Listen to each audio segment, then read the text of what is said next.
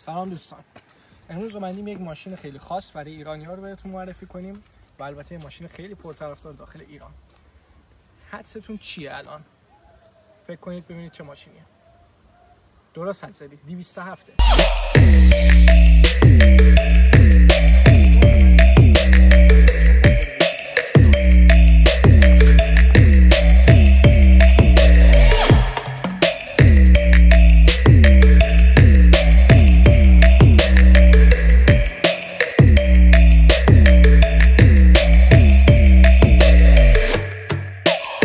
مونتاژ 207 فرانسویه. اومدیم امروز شتابش رو بررسی کنیم، خودش رو بررسی کنیم، فرق و تفاوت هایی که حالا با 207 ایرانی داره رو بررسی کنیم و البته ببینیم کدوم در نهایت بهتره. خب دوستان، همونطور که مشاهده میکنید این جلوی 207 فرانسویه. اگر خیلی ریزبین باشید میفهمید که چراغای این ماشین کمی پهن‌تر ولی کوتاه‌تره.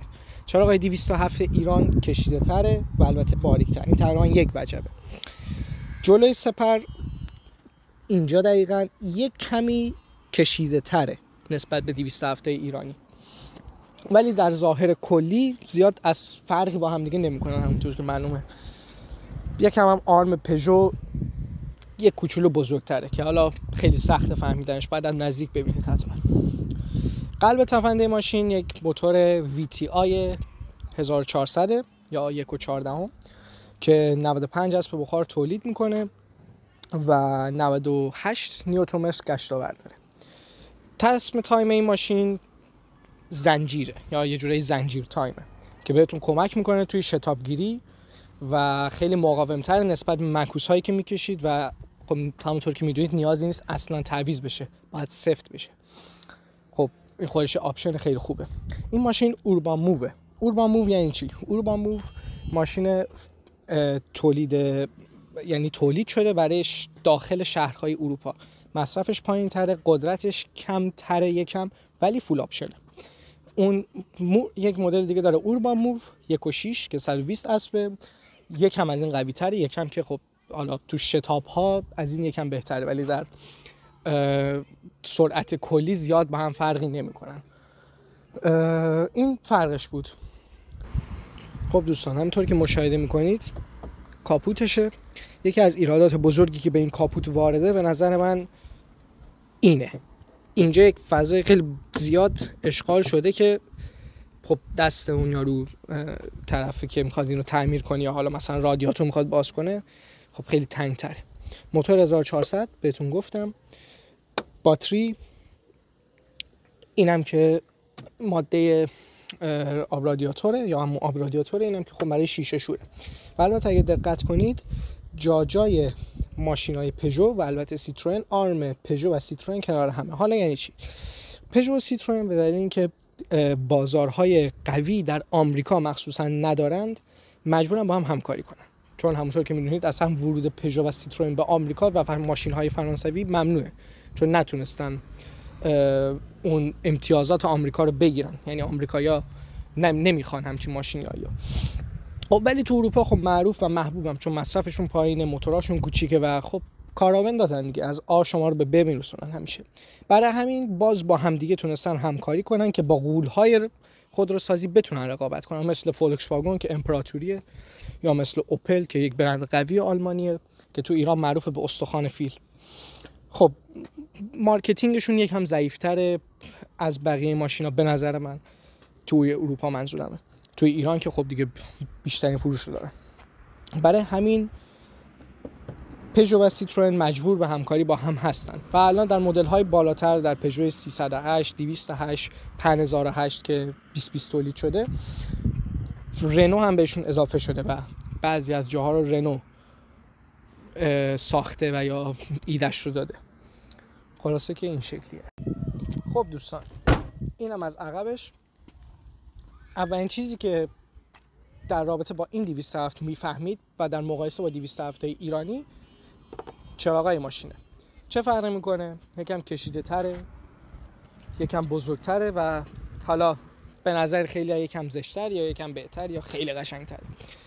من نظر شخصی خودم اینه، یعنی به نظرم این یکمی شیک‌تره. فرق دیگه‌اش اینه که این یه کمی توپولیه، لوب داره اینجاهاش، یه کمی پت و پن‌تر عقبش و این میلر داره برای بوکسول کردن ماشینای دیگه. وزن تقریبی این ماشین 1 تنه، 1 تن و 64. خب یعنی ماشین خیلی سبکیه و البته موتور کوچیکی هم توشه که خب سبکترش هم میکنه. باکش 45 لیتره و مصرف ترکیبیش 106.2. منتها به دلیل اینکه ماشین مال سال 2012 و آخرین مدل پژو هست، پژو 207 است و از 2012 بیشتر دیگه تولید نشده، با سنی که داره الان حدود 8 یا حتی فکر کنم 9 لیتر در هر 100 کیلومتر مصرفش هست. خب حالا این ماشین تولید نشد از 2012 به بعد، ولی به جاش 208 اومد. خب 208 شد رقیب فولکس واگن، اوپل آسترا و سئات لیون و البته خب فورد فوکوس که یکم موتورش از اینا بزرگتره.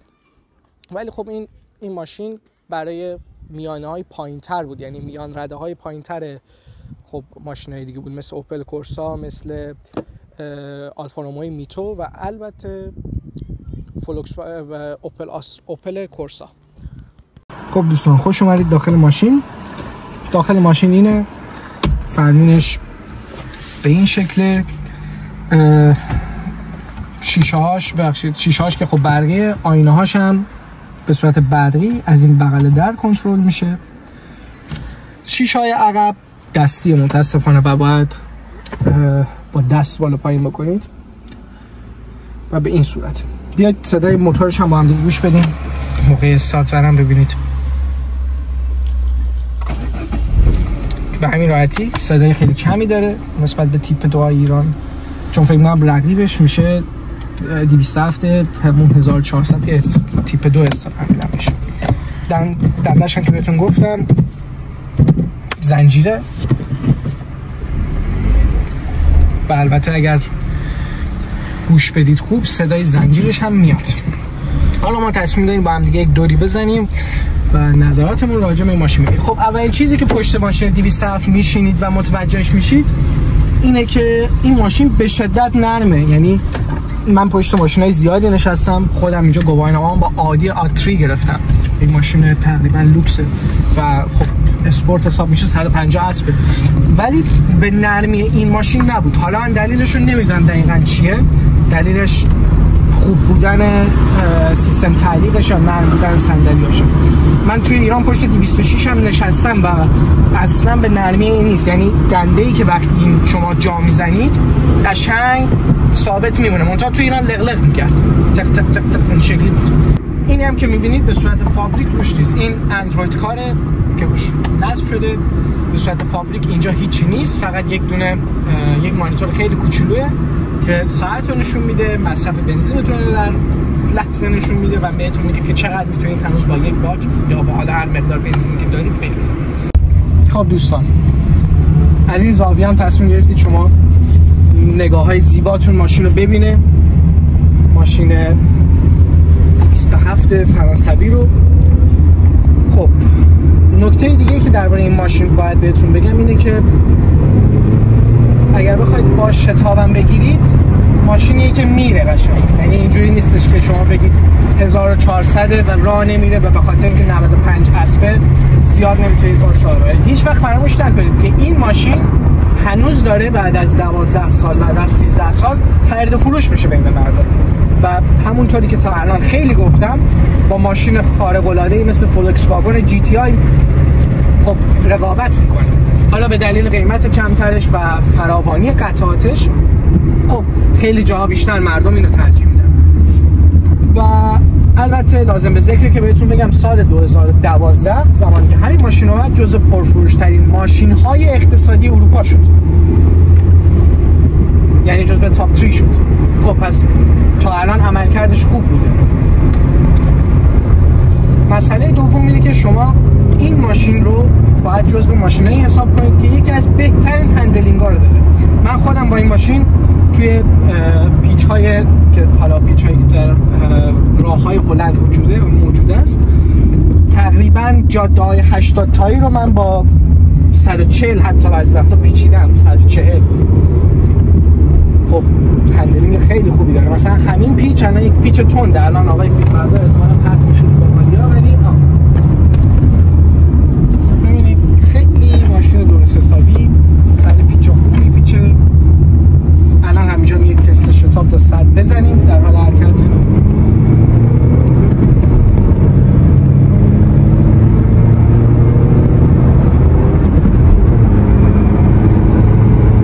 شتاب شکنداری جون میکنه و الان 100.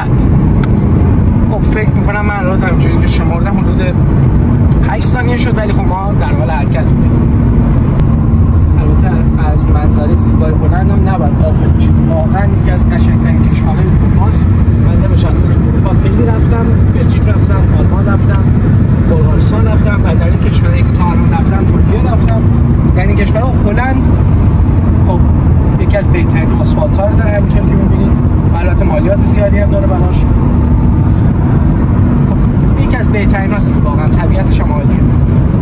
ولی خب حالا برگردیم سر ماشین. ببینید الان من دارم حدوداً 115 تا میرم و صدایی به اون صورت داخل ماشین نمیاد.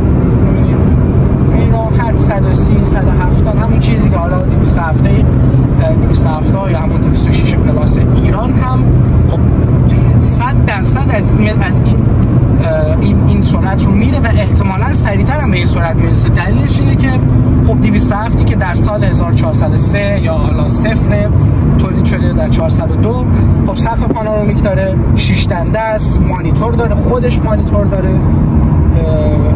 خب 100% این ماشین رو میگیره از لحاظ سرعتی، ولی از لحاظ ایمنی من به جرئت میگم این ماشین از اون ایمن‌تره. به جرئت بهتون میگم این ماشین از اون ایمن‌تره، چون اینجا در هلند کلاً آمار تصادفات نسبت به ایران کمتره. کلاً تصادف شما نمیبینید، صدای بوق نمیشنوید، هیچ وقت مردم به شدت آروم میدارن. الان همین جاده توی الان اینجا پایین کوچیک نوشته 80 تا، من تنها کسی هم که اینجا 130 میده یا حالا 120 میده، خود مردم 80 میدن، خیلی خلافکار 81 میدن. برای همین کلاً در این کشورها ایمنی ماشین زیاد بهش پرداخته نمیشه، چون تصادفی صورت نمیگیره. ولی باز هم با همین حال، یعنی این آپشن داره اهمیت نیست، ولی با این حال باز هم خیلی قوی تر از 207 ایرانی. شما ستوناش رو ببینید، ستونای ماشین از 207 ایرانی قوی تره، کلوفتره. سقفش حلبی نیست مثل 207 ایرانی، یعنی با انگشت میزنید تو نمیره.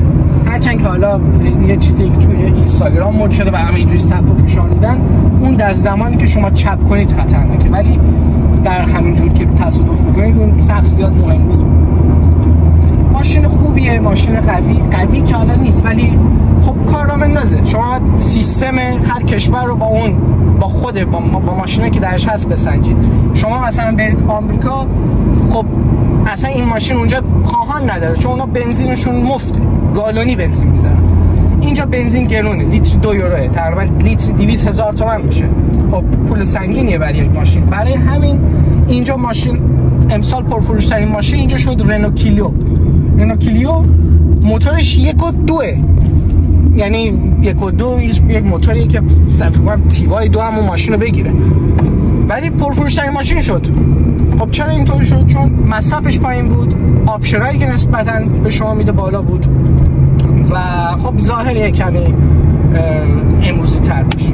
حالا چرا این ماشین جزو پرفروش ها باقی مونده؟ چند دلیل داره. دلیل اول شتاب نسبتاً خوبشه نسبت به رقبا، نسبت به اوپل کورسا، نسبت به آلفا رومئو نیتو.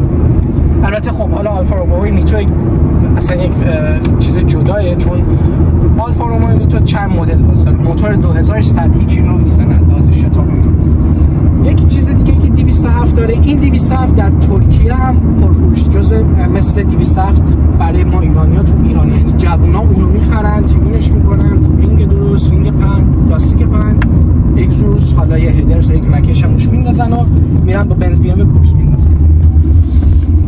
اینجا چیکار میکنن جوونا؟ اینجا جوونا این انتخاب براشون انتخاب احتمالاً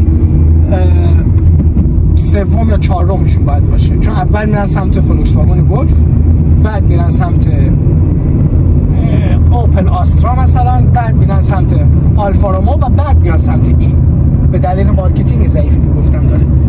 کلا ماشین‌های فرانسوی و البته سگجونن ماشین‌های فرانسوی. اصلا پژو و رنو معروفن به ژاپنی فرانسوی، یعنی انقدر خراب نشون.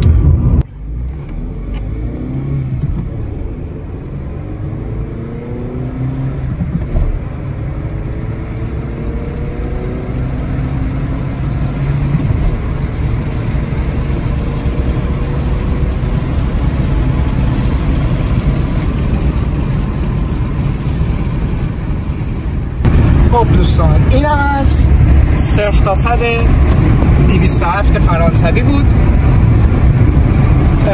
امیدوارم که تا اینجای ویدیو از ویدیو راضی بوده باشید. حتما لایک کنید اگه راضی بودید تا اینجای ویدیو، ما رو سابسکرایب کنید، به دوستان عزیز پیشنهاد کنید. ما خیلی پلن‌های بزرگی در آینده داریم، ماشین‌های خفنی قراره براتون بررسی کنیم و 100% 206 پلاس رو ما موجود میکنیم که با این ماشین یک ریس کوچیک باشه، یک مسابقه کوچیک برگزار بشه و البته یک مقایسه حالا فیزیکی و بدنی و صحبتی که خودتون میدونید انجام میدیم و تقدیم شما میکنیم که بتونیم یک کم از حال بد شما رو در ایران خوب کنیم و امیدوارم که بتونیم این کار رو بکنیم. خب 100% ولاگ داریم در آینده، 100% میریم مکان‌های قشنگ هلند رو به شما نشون میدیم، البته به همراه ماشین. اینجوری نیست که ما فقط بیایم طبیعت رو به شما دوستان نشون بدیم، نه، ما با ماشین میریم مثل همین امروز که طبیعت هلند رو بهتون نشون دادیم و امیدوارم لذت برده بوده باشید و این شکلیه دیگه دوستان. خیلی خوشحال شدم، حتما لایک و سابسکرایب بکنید ما رو. Diamonds dripping off my wrist watch, ain't no shit talk.